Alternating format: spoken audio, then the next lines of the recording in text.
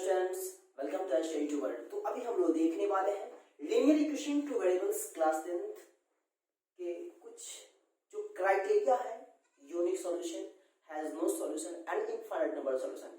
इसके बारे में अभी हम लोग देखेंगे। लेकिन इससे कबल हम लोगों ने जो देखा था यूनिक सॉल्यूशन ग्राफ कैसा होता है, हैज नो सॉल्यूशन ग्राफ कैसा होता है and infinite number solution graph कैसा होगा। अगर ये आपको नहीं मालूम है तो हमारे पिछली बार वीडियोस को आप रेफर कर सकते हैं, वहां से आप देखकर इन सारी बातों का स्टडी कर लीजिएगा। फिर उसके बाद आइएगा हमारे इस वीडियोस में, जो कि हमारा आज का टॉपिक होगा कि यूनिक सॉल्यूशन का क्या क्राइटेरिया है। वो तो हम लोग ग्राफिकली देखे थे, ग्राफ पर देखे थे। आज हम लोग देखेंगे unique solution criteria has no solution. चलिए, तो अभी हम जैसा कि जानते हो कि यहाँ पे pair of system of equation, system of linear equations, linear equations in two variables।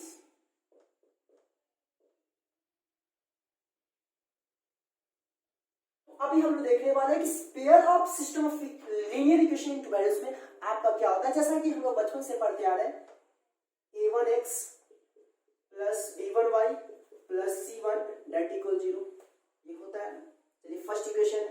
मान लीजिए सेकंड इक्वेशन आप क्या है, a2x plus b2y plus c2 डेट equal 0। These are the two pair of system of linear equation to variables where two variables are x and y and the coefficient or constant will be a1 b1 c1 and the second equation is a2 b2 and c2। Clear है। अब हम देखें criteria, हमारा condition क्या है unique solution का।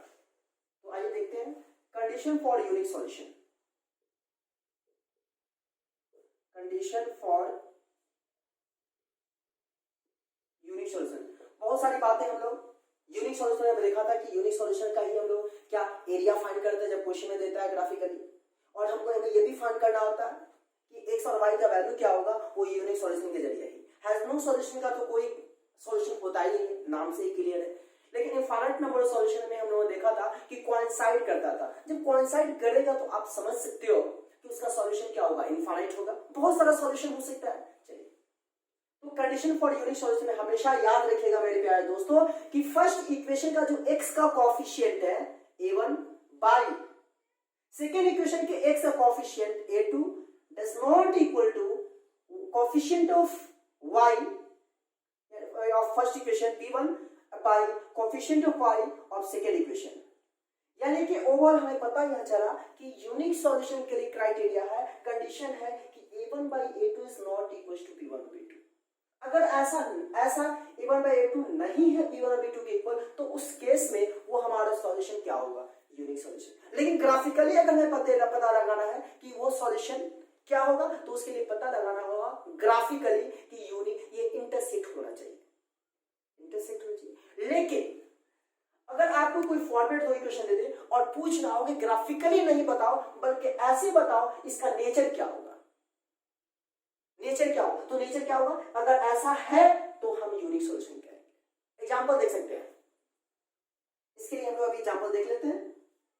जरा cord form आइएगा, 2x plus 3y plus 6 equal 0 is the first equation and third equation is 3x plus 9y plus 8 that equal 0। These are the two equations and now we have to check these two equations follow the condition for unique solution। आइए हम देखते हैं। तो आप समझ सकते हो कि ये फर्स्ट इक्वेशन जो आप देख पा रहे हो, इससे जब आप इक्वेट करोगे, कंपैरिजन करोगे, तो पता यह चलेगा कि मेरे को a1 क्या होगा, a1 2, b1 क्या होगा 3, c1 6, फिर a2 हमारा क्या होगा, आप देख सकते हो a2 मेरे को 3, b2 9 एंड c2 क्या होगा 6। कंडीशन हमारा क्या है यूनिक के लिए, a1 by a2 does not equal to b1 by a2। आइए उसको हम चेक करते हैं। तो आप देख सकते हो फॉर, यहां पर लिखिएगा for unique solution, for unique solution. अब तो फॉर यूनिक सॉल्यूशन में हमारा ये ना a1 by a2 does not equal to b1 by 2। तो a1 मेरे को कितना है देख सकते हो 2, कितना 3 does not equal to b1 कितना मेरे को देखिए 3 b2 9 तो 3 3 जा 9 यानी कि मेरे को आया 2/3 डज नॉट इक्वल टू 1/3। अब जरा सोचिए क्या 2/3 1/3 के इक्वल है? बेशक नहीं है। और कंडीशन भी तो मेरा यही कर रहा है ना कि इक्वल नहीं होना चाहिए, यानी इक्वल नहीं है, यानी हम कह सकते हैं मेरे प्यारे दोस्तों कि ये हमारा दो जो देख पा रहे हो pair of system of equations हमारा यूनिक सॉल्यूशन को फॉलो कर रहा है। लेकिन यही ग्राफिकली अगर हमें पता करना होता तो ग्राफ पे प्लॉट करते ग्राफ और देखते क्या कि वो इंटरसेक्ट कर रहा है। इज इट क्लियर ना? चलिए ठीक है, तो ये हमारा था कंडीशन फॉर यूनिक सॉल्यूशन। अब हम लोग देखने वाले हैं condition for has no solution. ये आपका फर्स्ट नंबर था। सेकेंड नंबर जो है आप देख सकते हो condition for has no solution. Condition for has no solution, तो आपको मैं बता दूं मेरे प्यारे दोस्तों, हैज नो सॉल्यूशन के लिए आपका जो कंडीशन होगा कुछ इस प्रकार a1/a2 is equal to b1/b2 but not equal to c1/c2।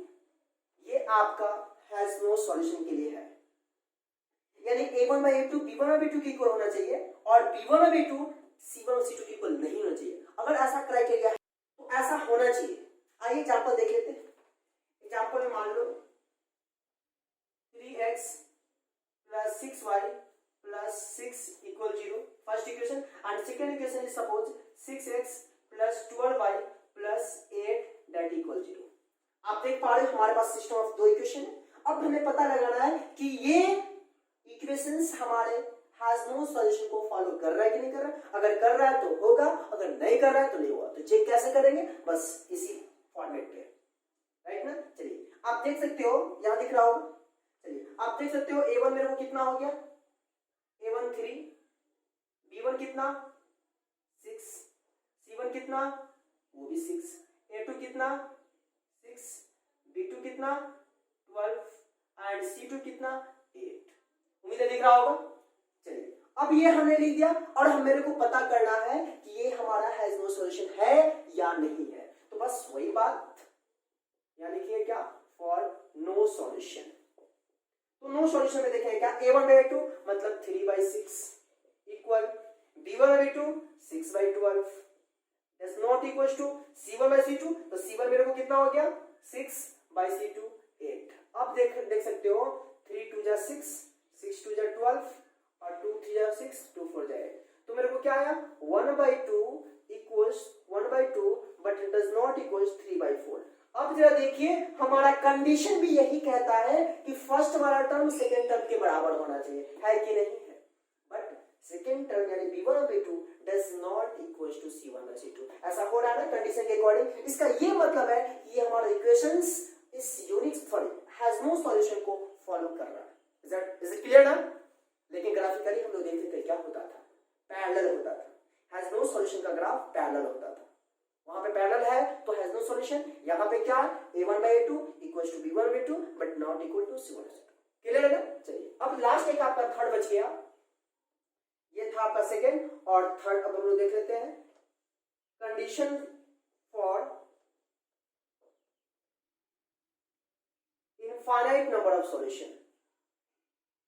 Infinite number of solution, condition for infinite number solution. तो मेरे प्यारे दोस्तों आपको मैं बता दूं इनफाइनाइट नंबर सॉल्यूशन के लिए आपको हमेशा ध्यान रखना होगा कि तीनों टर्म आपस में इक्वल होना चाहिए। क्या देख सकते हैं a1/a2 equals b1/b2 and that equals c1/c2। मतलब आपस में तीनों टर्म क्या होना चाहिए, क्या होना चाहिए, इक्वल।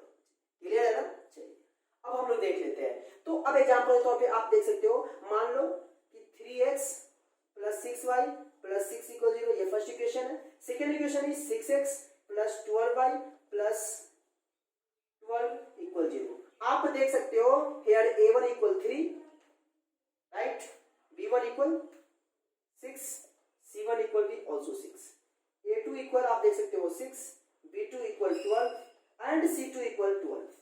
कंडीशन हमारा क्या है, कंडीशन क्या है हमारा इनफाइनाइट के लिए a1/a2 equal b1/b2 equal c1/c2 सब इक्वल होना चाहिए। तो फॉर यहां पर लिखेंगे क्या इनफाइनाइट नंबर ऑफ सॉल्यूशन।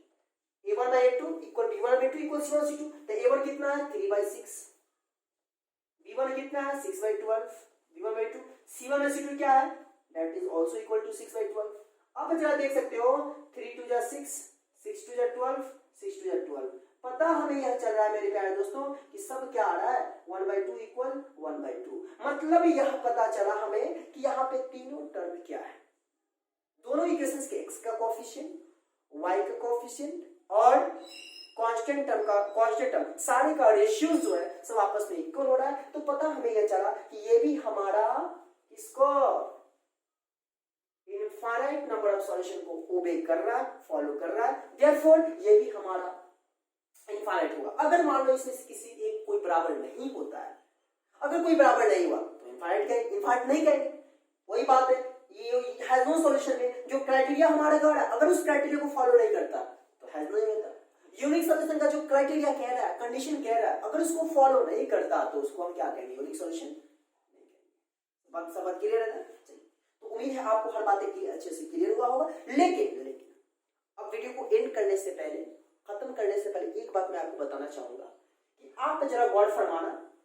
आप एक ऐसा भी कभी कोई एग्जाम पूछता है कि 2x + 3y + 6 = 0 अगर मान लो कोई इक्वेशन है, ठीक है 2x + 3y + 6 = 0 ऐसा कोई इक्वेशन है, तो एक ही इक्वेशन देगा और बोलेगा क्या आप पता लगाओ इसके लिए एक और इक्वेशंस को सेट करो जो आपको इनफाइनाइट नंबर ऑफ सॉल्यूशन को फॉलो कर रहा है। या हो सकता है ऐसा भी कर सकता है यूनिक सॉल्यूशन को फॉलो कर रहा है, या हो सकता है ऐसा भी कर सकता है कि हैज नो सॉल्यूशन को फॉलो करता है या नहीं करता है। चलिए एक इनफाइनाइट के लिए देख लेते हैं 2x + 3y + 6 = 0। इसके एक और होमोजेनियस इक्वेशन चाहिए ना जो हमारे इनफाइनाइट को फॉलो करेगा। तो गौर फरमाना 2x + 3y + 6 = 0 है, तो इनफाइनाइट के लिए कंडीशन क्या है देखिए, तीनों आपस में बराबर मतलब रेशियो बराबर। तो यहाँ 2 है तो मान लो 4x 1/2 आ जाएगा। अब 1/2 हम सोच रहे हैं तो सब जगह क्या आना चाहिए 1/2 आना चाहिए। तो 4x प्लस क्या हो जाएगा सोचिए 1/2 लाना है, यहाँ 3 है तो 6y 1/2 आ जाएगा, 3 2 6, फिर प्लस यहाँ 6 है 1/2 चाहिए, क्या लिखेंगे 12। तो 4x + 6y + 12 = 0। यही तो हो गया होमोजेनियस इक्वेशन।